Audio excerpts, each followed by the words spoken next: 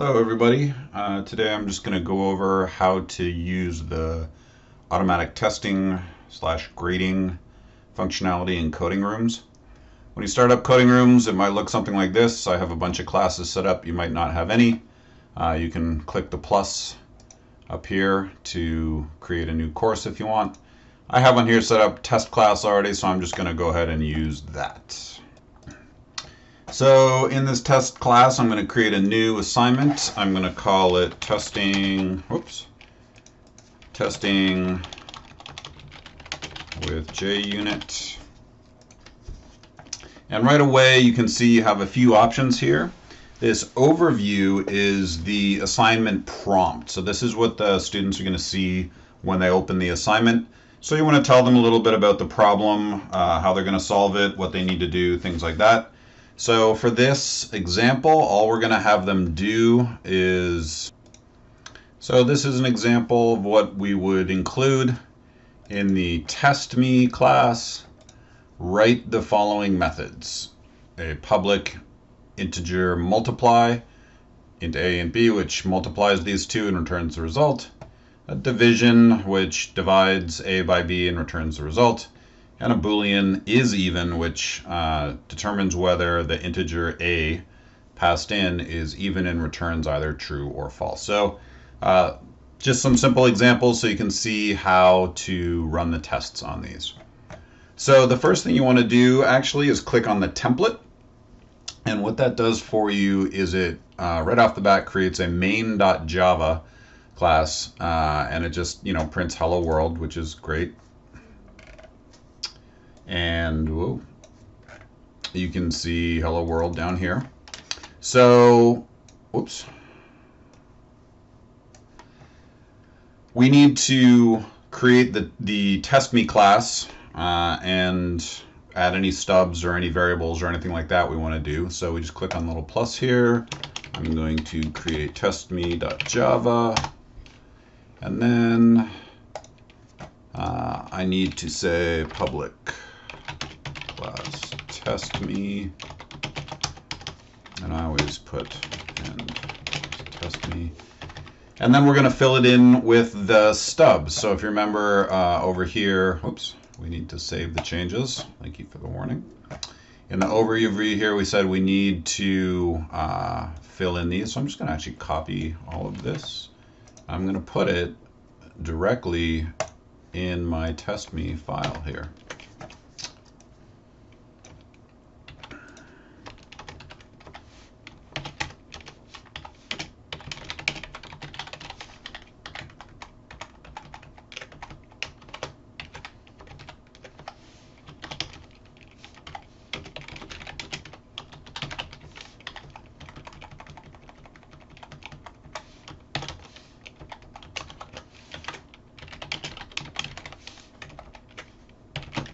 All right, so now we have the stubs for all of the methods that the students need to write for this assignment. In order for it to work, though, I find that students get really confused. So if I go back into main, because this is where I can, the students will see main and they can test out their methods on their own, and you can as well. As you can see here, I just went ahead and changed the main class to actually do a little testing. So I leave this in the template for the students so they know how to test their code. Obviously, as you get more advanced, you can decide not to have this, to have the students figure it out on their own. But in general, I like to have something simple like this so that they can know a little bit more what's expected, what the testing is going to do. So the problem with just leaving the stubs like this is if I try to run it right now, the Java compiler will say I'm missing a return statement for all these, which, is fine, but I kind of prefer to have the return statement in there so that it at least does something, even though it's obviously wrong. So I'll put in these return statements so that when you run the file, at least it does something. reasonable, right? So multiply 4 times 5 is 0. The student's going to know that's wrong. They know that there's something going on here, and they need to fill in their code here. And you can even, say fill in multiply code here or something like that. All right. So now that we have this template, cancel. I want to save the changes, right? How do I, do my testing? Well, the first thing that I like to do before I start testing is do this model solution, and you'll see why in a minute. So I'm going to leave this template the way it is because I think that's good enough for the students to use. But I am going to go into my model solution here, click create the model solution, and you can see it copied the template over. So this is exactly what would happen for the students, is it copies over the template. And then, if you're going through your model solution and you realize you made a mistake in your questions, you can always delete it and then just create a new one when you update your template. So we're in the test me, so let's fill in the multiply code the way it's supposed to be. We'll return multiply, we'll return A divided by B. Oops. And we will return, A 2 equals 0. Okay. So now if we run it, hopefully now we get the right answers. So 4 times 5 is 20, 10 divided by 2 is 5, and 4 is actually even. So that's great. So I'm going to say my solution is wonderful. It is the model solution. It's perfect. But in order to really figure that out, I need to add some tests. So this is what you came for. We're going to click on this test bench. Whoop, I always forget to save my changes. And you can see right here, there's run tests with your model solution and run tests with the template. Two super useful buttons. So let's go ahead and add a test case. And there's a few different kinds we can add. I'm going to add, let's say, one for each of the methods so that they're separate. So I'm going to test multiply 3 times 4. You can assign it a number of points for grading if you want. But instead of input-output comparison, I'm actually going to use a unit test. So input-output allows you to type something in and expect something back. But the unit test is fully automated, and I really like it. It makes it really easy to grade. So I'm going to use the unit test. I'm going to say, this is the helpful feedback, multiplying 3 and 4 should return 12. And then, so you have all this stuff down here. You can add import statements. So if you're using array list and you need to import java.util.ArrayList, or whatever you need for your particular assignment, you can have some setup code or teardown. But usually all you really need is the test code. So I am going to change the name to test multiply 3 and 4.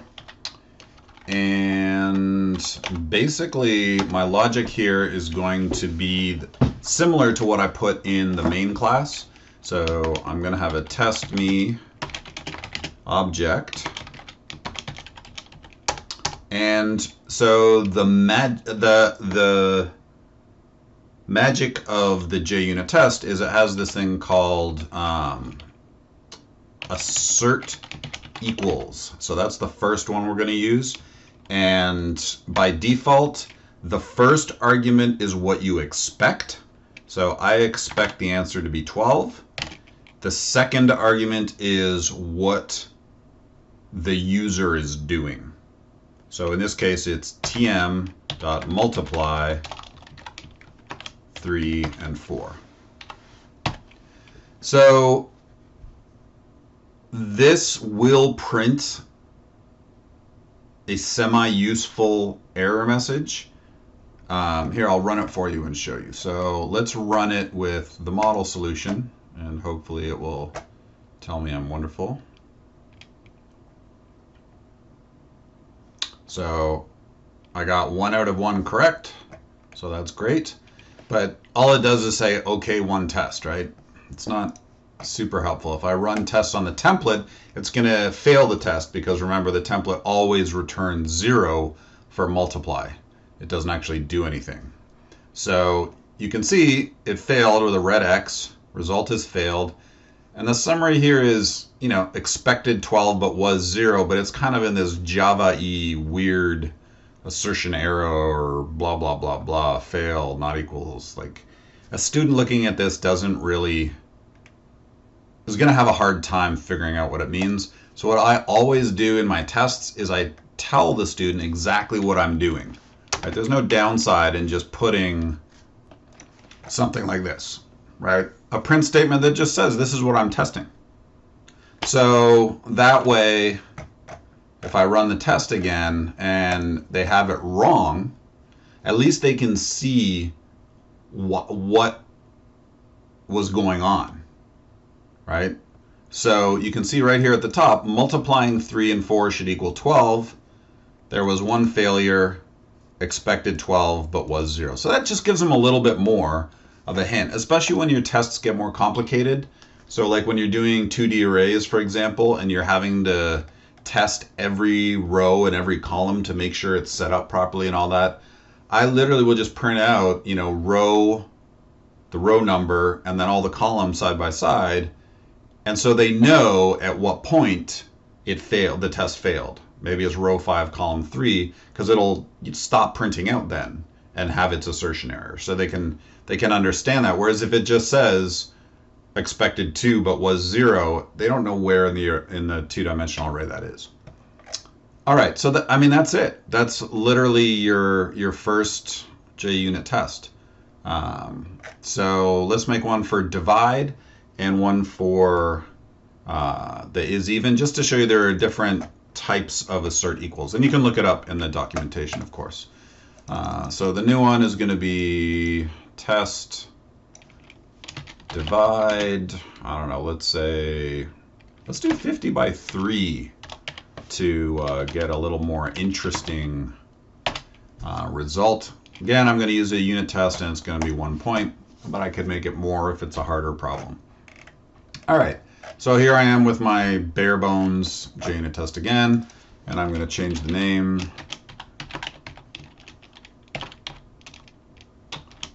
Divide 50 by 3. And again, I'm going to need to say a new test me object. And again, I'm going to use assert equals. But assert equals, when you are doing things with double, gets a little tricky, right? Especially because of, you know, irrational numbers or repeating numbers like 1/3. Like, how far do you go?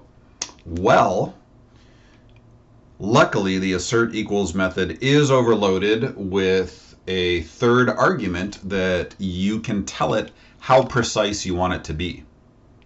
So in our case, we want the answer to be 16.666666, whatever. We can add as many sixes as we want. It's going to be tm.divide 50.0 by 3.0. I always add the point zeros just to make it explicit. And if we did this, it wouldn't work, right? Because 16 point, no matter how many sixes I add, it's not going to be equals, right? So if I run this even on my model solution, which is obviously perfect because I wrote it, it's still going to fail. Well, actually, it's going to say uses a deprecated API. So that's actually not a very helpful, but what it really is telling you is that this is a bad comparison. So what I should do is just add, you know, how many decimals or how different can it be? So I'm willing to go that far. And now if I run it against my model solution, it's only going to compare down this amount between what it gets and what my example is. So again, this one passed because this is within 100,000th of this. And again, I should have a print statement here that tells the student, what I'm expecting. So let's see the failure from the template, because the template always returns 0. It's not filled in with any code. And you can see dividing 50 by 3 should return 16.666. There was one failure, expected this, but was 0.0. All right. Last one is going to be the Boolean test is even 66. I'm in the sixes mode. Okay. Unit test again, worth 1 point. And we say is even 66 should return true. And again, I'm going to put that in a print statement down here.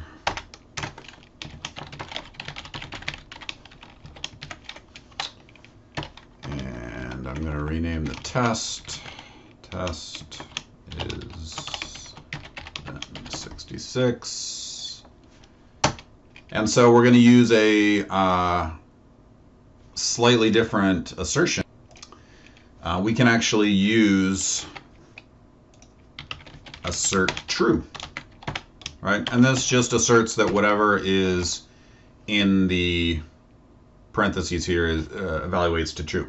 We could use assert equals with the first parameter being true and the second parameter being whatever. It works exactly the same way. So in the assert true, I just put tm.is even 66. And that's it, right? So if I run it on the template, it will fail because the template always returns false. Right? So test divide 50 by, yeah, so that returns 0 all the time for that. Is even 66 also failed because is even 66 should return true, and the assertion error failed. So you could say assert equals true. You can say assert true. Either one works.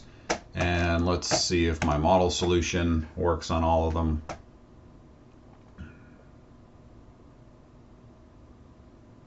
Looks like it does. Great. So that is how you use JUnit testing in CodingRooms. If you have any questions, please hit me up either in Facebook or Twitter or email or Discord or the email group. Anything works.